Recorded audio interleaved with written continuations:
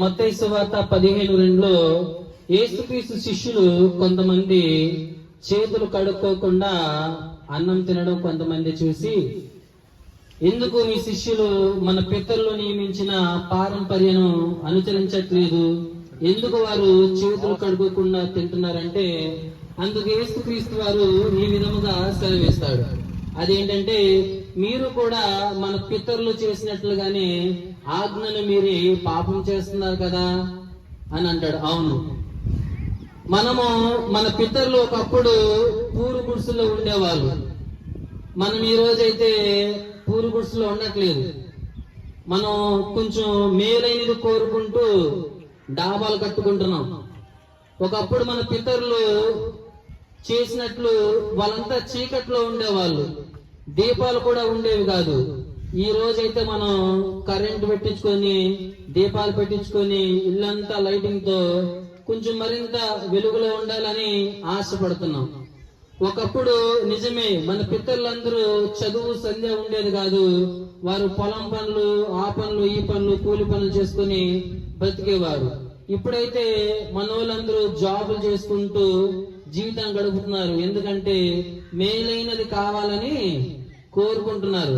ఒకప్పుడు పూర్వీకులు తెలియక ఏదేదో చేసేవాళ్ళు, తాగేవాళ్ళు, దొర్లేవారు. కానీ ఈ రోజున మనం ఆ తాగుడు వదిలేయాలి, ఇంకా బాగా ఉండాలి, సంపాదించుకోవాలని ఆశ కలిగి జీవిస్తున్నారు. ఎందుకంటే మనిషి ఉన్నతను కోరుకుంటున్నాడు, మేలైన దానిని కోరుకుంటున్నాడు, క్షేమంగా ఉండాలని కోరుకుంటున్నాడు, గొప్పగా బ్రతకాలని ఆశపడుతున్నాడు.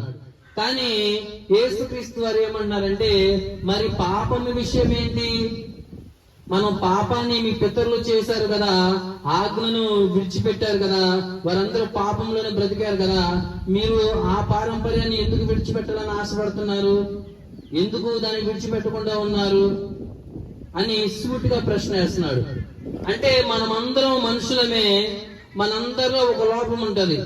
అన్ని విషయాల్లో గొప్పది కావాలి, మేలైనది కావాలి, ఉన్నతమైనది కావాలని కోరుకుంటున్నాం. కానీ దేవుని విషయానికి వచ్చేసరికి మాత్రం అందరము పాపులుగానే ఉండిపోయాం. అయితే మనుషులందరూ పాపులుగా ఉన్నారు.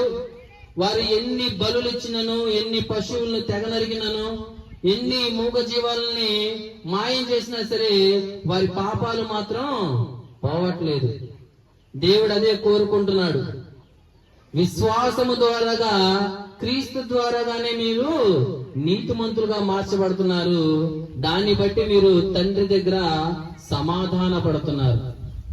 మనం అన్ని కోరుకుంటున్నాం. మంచి చదువు ఉండాలి, మంచి జాబ్ రావాలి, మంచి ఇల్లు కట్టుకోవాలి, కరెంటు పెట్టుకోవాలి, నీట్ గా ఇల్లంతా అలంకరించుకోవాలి, బాగా బ్రతకాలి, అందరిలో గౌరవంగా ఉండాలని కోరుకుంటున్నాం. కానీ యేసుక్రీస్తు వారైతే మీరందరూ కూడా తండ్రితో సమాధాన పడి నీతిమంతులుగా మార్చబడి పరలోక రాజ్యంలో ఉండాలని ఆయన ఆశపడుతున్నాడు.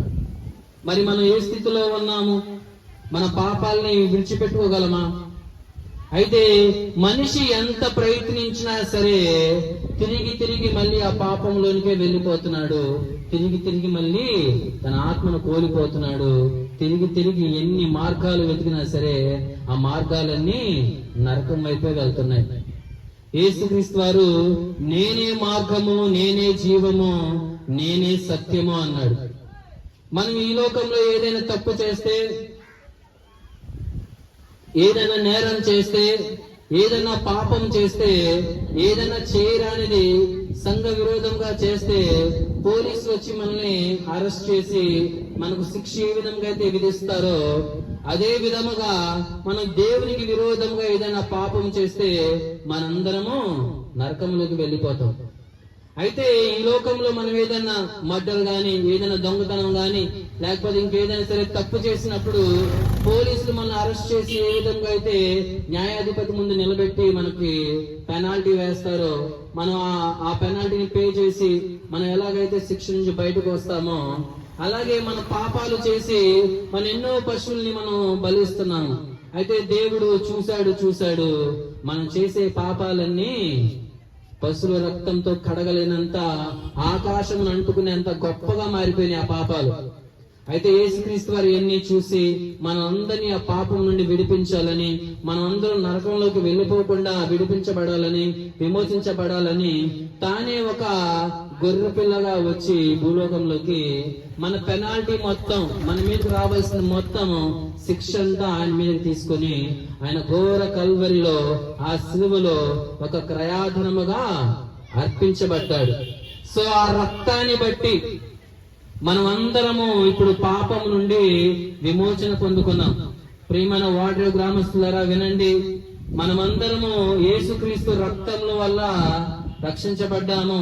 ఎప్పుడైతే మనం అతని యందు విశ్వాసం ఉంచుతామో విశ్వాసము ద్వారాగానే నీతిమంతులుగా మార్చబడతాం.